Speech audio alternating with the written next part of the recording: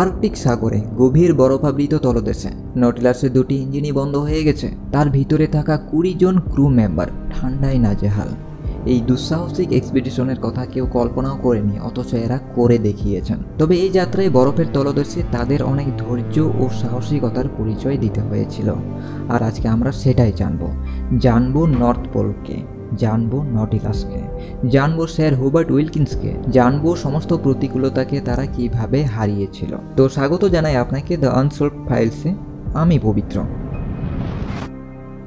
1930-এর দশকে মেরু বরফের নিচে নেভিগেট করার চিন্তাভাবনা এমনই এক অবাস্তব ছিল, ঠিক যেন চাঁদে উড়ে যাওয়ার মতোই। কিন্তু স্যার হিউবার্ট উইলকিন্স একজন স্বপ্নবাজ ও অগ্রগামী ব্যক্তি, যিনি বেরিয়ে পড়েছিলেন নটিলাস নামক সাবমেরিন করে এক বিপজ্জনক যাত্রায় পৃথিবীর উপরিভাগকে উদ্ঘাটন করার লক্ষ্যে, তাও আবার কয়েক হাজার মিটার বরফের পুরো স্তূরের নিচ দিয়ে। স্যার হিউবার্ট উইলকিন্স ছিলেন মূলত জিওলজি এবং জীববিদ্যার বিশেষজ্ঞ, তাই তার পেশা এবং নেশা দুটোই ছিল বৈজ্ঞানিক তথ্য সংগ্রহ করা এবং উদ্ঘাটন করা, এবং তিনি তার জীবনের বেশিরভাগ সময় মহাসাগর ও আর্কটিক অঞ্চলের অনুসন্ধান করতেই ব্যয় করে দিয়েছেন। একজন অনুসন্ধানকারী হিসেবে অজানাকে জানার প্রতি ছিল তার তীব্র আকাঙ্ক্ষা। এমনই এক আকাঙ্ক্ষার বশেই তিনি এক্সপিডিশনের পরিকল্পনা করেন। তার পরিকল্পনা ছিল ডুবোজাহাজে করে আর্কটিক সাগর এবং মরু অঞ্চলের রহস্য উন্মোচন করা। এটা একদমই একটা সাহসী পরিকল্পনা ছিল। বরফের উপর দিয়ে হেঁটে বা আকাশপথে পাড়ি না দিয়ে বরফের নিচ দিয়ে পাড়ি দেওয়া। আর এই দুঃসাহসিক কাজের জন্য তার দরকার ছিল একটি শক্তিশালী জাহাজ, যা বরফাবৃত গভীর সমুদ্রে যাত্রা করতে সক্ষম। আর এখানেই আসে আমাদের নটিলাস। আসলে নটিলাস একটা সাবমারিন ছিল। প্রথম বিশ্বযুদ্ধে এর ব্যবহার করা হয়। তখন তার নাম ছিল USS O-12, কিন্তু যুদ্ধ শেষে তা পরিত্যক্ত অবস্থায় পড়ে থাকে। যে সাবমারিনকে অন্যান্যরা যেখানে ধ্বংসাবশেষের নজরে দেখছিল, সেখানে উইলকিন্স একটা সম্ভাবনার নজরে দেখছিলেন। তিনি মাত্র $1 বিনিময়ে নৌবাহিনীর কাছ থেকে এই ডুবোজাহাজটির লিজ নেন, কিন্তু জাহাজটি অভিযানের উপযোগী অবস্থায় একদমই ছিল না। পরিত্যক্ত এই ডুবোজাহাজটিকে নটিলাসে পরিণত করাটাও ছিল একটা দুর্দান্ত চ্যালেঞ্জিং ব্যাপার। এর জন্য দরকার ছিল ফান্ডিংয়ের। তখন স্যার হিউবার্ট দেখা করেন তৎকালীন প্রভাবশালী মার্কিন সংবাদপত্রের মালিক উইলিয়াম র্যান্ডলফ হার্স্টের সাথে। দুজনের মধ্যে চুক্তি হয় এই অভিযানের সমস্ত ব্যয়ভার তিনি বহন করবেন, কিন্তু বদলে তাকে দিতে হবে অভিযান চলাকালীন অভিযানের এক্সক্লুসিভ ইনফরমেশন এবং সেটার স্পেশাল রাইটস, এবং অভিযানটিকে সম্পূর্ণভাবে সার্থক করে তুলতেই হবে, যেটা তিনি তার সংবাদপত্রের জন্য চমকপ্রদ গল্প হিসেবে তুলে ধরবেন। এই অভিযানের জন্য তখন তিনি দিয়েছিলেন $70,000, যা আজকের সময়ে প্রায় 58 লাখ। এরপর নটিলাসকে প্রস্তুত করার জন্য কাজ শুরু হয়। প্রতিটা জিনিসকে পরীক্ষা নিরীক্ষা করা হয়। আর্কটিক বরফের চাপে যে কোনো সাধারণ ডুবোজাহাজ মুহূর্তের মধ্যেই চূর্ণ বিচূর্ণ হয়ে যেতে পারে। এর সমাধান হিসেবে সম্মুখভাগে একটি বিশাল ইস্পাতের আইস স্যুট যুক্ত করা হয়, যা বরফের সংঘর্ষ থেকে রক্ষা করবে। এছাড়াও বরফের চাপ থেকে সুরক্ষার জন্য নটিলাসের কাঠামোকে আরও শক্তিশালী করা হয়। নটিলাসের অভ্যন্তরে অবস্থার উন্নতি করা হলেও অভিযানের জন্য এটি ছিল যথেষ্ট দুরূহ, কারণ ভিতরে ছিল ছোট জায়গা, যার ফলে তাদের পর্যাপ্ত দরকারি জিনিস নেওয়াটাও মুশকিল ছিল। আর সব থেকে বড় সমস্যা ছিল ইঞ্জিন। যদিও সেগুলো মেরামত করা হয়েছিল, কিন্তু বরফাবৃত গভীর তলদেশে ইঞ্জিনগুলো কতটা কাজ করবে তা ছিল সন্দেহের। অবশেষে 1931 সালের জুন মাসে স্যার উইলকিন্স এবং তার দল নিউ ইয়র্ক থেকে উত্তর মেরুর দিকে যাত্রা শুরু করে। তখন নটিলাস সমুদ্রের উপর দিয়েই চলছিল, কিন্তু সবাই ভালো করেই জানতো যে সবচেয়ে বড় আতঙ্ক অপেক্ষা করছে বরফের নিচে। কিন্তু যাত্রার প্রথম সপ্তাহ থেকেই নটিলাসের মধ্যে নানা সমস্যা দেখা দেয়। ইঞ্জিন বিকল হয়ে যাচ্ছিল, নটিলাসের ফাটল দেখা দিয়েছিল, এবং জীবন রক্ষাকারী সিস্টেমগুলোও অকেজ হয়ে পড়েছিল। ফলে পুনরায় নটিলাসকে রিপেয়ার করার জন্য ফিরে আসতে হয়, এবং এক সপ্তাহের মধ্যেই তড়িঘড়ি রিপেয়ার করে পুনরায় যাত্রা শুরু করা হয়। এরপর সবচেয়ে ভয়ঙ্কর মুহূর্তটা তখন আসে যখন নটিলাস আর্কটিক বরফের কাছে পৌঁছায়। নটিলাস বরফের নিচে ডুব দেওয়ার সময়ই তার মেশিনের প্রকৃত ভয়াবহতা প্রকাশ পায়। নটিলাসের একটা ইঞ্জিন বন্ধ হয়ে যায়। এটাকে বেশ এইভাবে একবার ভেবে দেখুন যে নটিলাসের আর একটা ইঞ্জিন যদি বন্ধ হয়ে যায়, তাহলে তাদের 20 জনের দলকে সেই বরফের নিচেই ঠান্ডার মধ্যে জমে থাকতে হবে। আর এমনটা কিছুক্ষণ পর হয়েও যায়। তারপর হঠাৎই একদিন নটিলাস থেকে রেডার সিগন্যাল আসা বন্ধ হয়ে যায়, এবং এর লোকেশনের ব্যাপারেও কোনো হদিশ পাওয়া যাচ্ছিল না।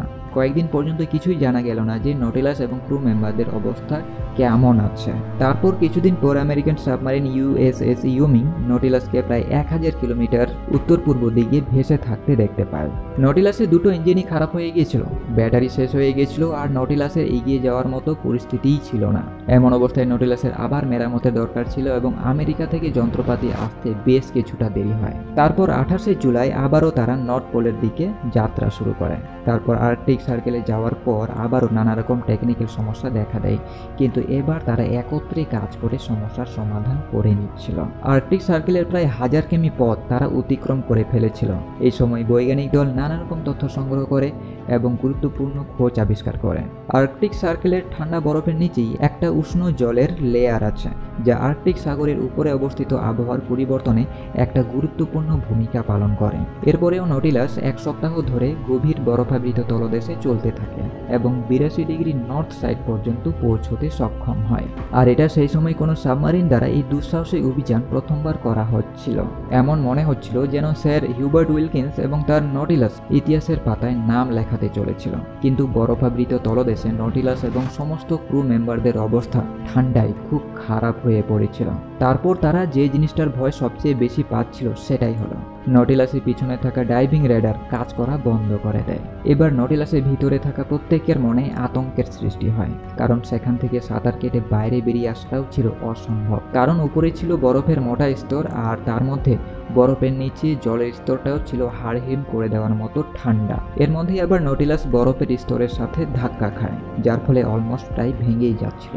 এমন অবস্থায় স্যার হিউবার্ট উইলকিন্স ভাবতে থাকেন যে তিনি কি করবেন। স্যার হিউবার্ট উইলকিন্স ভালো করেই বুঝতে পারছিলেন যে এমন অবস্থায় কোনো রকম যদি এগিয়েও যাওয়া যায় তাহলে সেটা নিজের এবং বাকি ক্রু মেম্বারদের জীবনের ঝুঁকিটাও আমার উপরেই পড়বে। আর যদি ফিরে যায় তাহলে অনেক বড় ঋণের মধ্যে পড়তে হবে, যা হয়তো সারা জীবন খেটেও শোধ করতে পারবো না। কিন্তু তাই বলে বাকি মেম্বারদের জীবনের ঝুঁকিটাও তো নেওয়া যায় না। শেষমেশ স্যার হিউবার্ট উইলকিন্স তার স্বপ্ন ভঙ্গ করে দেওয়ার কথা অফিসিয়ালি ঘোষণা করেন এবং তারা কোনো ভাবে ফিরে আসেন। তবে আমাদের এটা মানতেই হবে যে স্যার হিউবার্ট উইলকিন্স এবং তার নটিলাস এবং তার সমস্ত ক্রু মেম্বাররা নর্থ পোলে পৌঁছতে না পারলেও তারা ইতিহাস লিখে গেছে, কারণ এর আগে কোনো সাবমারিনকেই আর্কটিক সাগরের বরফাবৃত তলতে নিয়ে যাওয়ার মতো দুঃসাহসিকতার পরিচয় আর কেউই দেখায়নি। এই নটিলাসকেই প্রথম এতটা গভীরে এতদূর পর্যন্ত নিয়ে যাওয়া হয়েছিল। আর উইলকিন্সের এই দুঃসাহসিক যাত্রার ফলে সংগ্রহ বৈজ্ঞানিক তথ্য মেরু গবেষণার ক্ষেত্রে অনেকটা অগ্রগতি এনেছিল এবং সাবমারিন প্রযুক্তিতেও একটা নতুন দিশা দেখিয়েছিল। এরপর বেশ কয়েক বছর স্যার হিউবার্ট উইলকিন্স বেঁচে ছিলেন এবং তার মৃত্যুর আগে আমেরিকার তরফ থেকে একটা উপহার পান।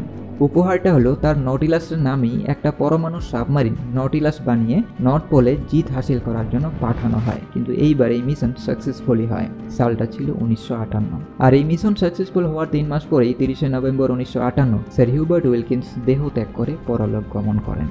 এই পুরো কাহিনী আমার কাছে তো অনেকটা ইন্সপায়ারিং ছিল, কারণ স্যার হিউবার্ট উইলকিন্স জীবনের শেষ নিঃশ্বাস পর্যন্ত নর্থ পোলে জিত পাওয়ার জন্য জি জান লাগিয়ে দিয়েছিলেন। পুরো কাহিনীটা আপনাদের কেমন লেগেছে অবশ্যই কমেন্ট করে জানাবেন।